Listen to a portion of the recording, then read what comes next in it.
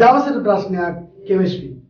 වැඩසටහන් මාලාවේ 6 වෙනි දිනේදී 6 වෙනි ප්‍රශ්නයත් එක්ක තමයි අදත් ඔයා එකතු වෙලා ඉන්නේ. ඉතින් අද දවසේදී 6 වෙනි ප්‍රශ්නයත් එක්ක ඔයාගෙන් අපි අහන්න හදන්නේ මොන වගේ ප්‍රශ්නයක්ද? ඉතින් බලමු පුතේ. 6 වෙනි ප්‍රශ්නය වෙන්නේ ප්ලම් පුඩින් ආකෘතිය ඉදිරිපත් කරේ කවුද? ප්ලම් පුඩින් ආකෘතිය ඉදිරිපත් කරපු විද්‍යාඥයා කවුද කියන උත්තරේ බලන්න කලින් අපි බලමු පුතේ අපිට ලැබිලා තියෙන පිළිතුරු මොනවාද කියලා. පළවෙනි පිළිතුර තමයි John Dalton, 2 J J. Thomson, 3 Ernest Rutherford, 4 Robert Millikan, 5 Albert Einstein. ඉතින් පුතේ මෙන්න මේ ප්ලම් පුඩින් ආකෘතිය කියන්නේ මොකද්ද? ජේ.ජේ. තොම්සන් කියන විද්‍යාඥයා කියනවා පරමාණුව කියන්නේ ධන ආරෝපිත ගෝලයක් කියලා.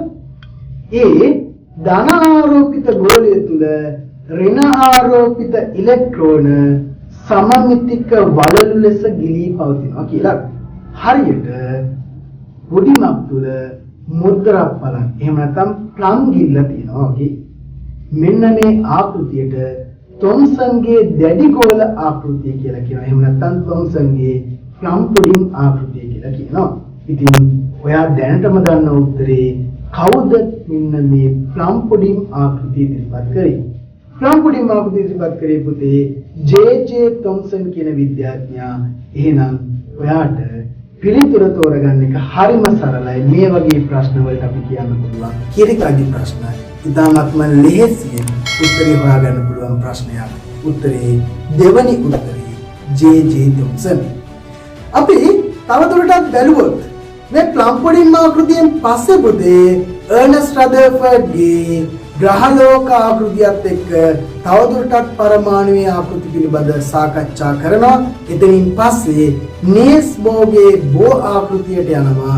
තවදුරටත් පරමාණු ආකෘති පිළිබඳ අපිට එකින් එක ඉගෙන ගන්න පුළුවන්. ඉතින් අපස උසස් පෙළ විභාගයට වඩා හොඳ ප්‍රතිඵලයක් ලබා ගන්න නම් මේ ආකෘති පිළිබඳ ටිකක් හොඳට අවධානය යොමු කරලා ඉගෙන ගන්න. ඉතාමත්ම පහසුවෙන් මේ වගේ ප්‍රශ්නයකට ඔයාලට උත්තර දෙන්න පුළුවන්.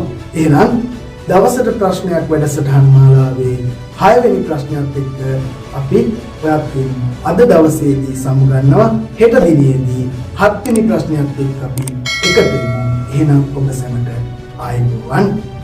ඔබ සැබෑවන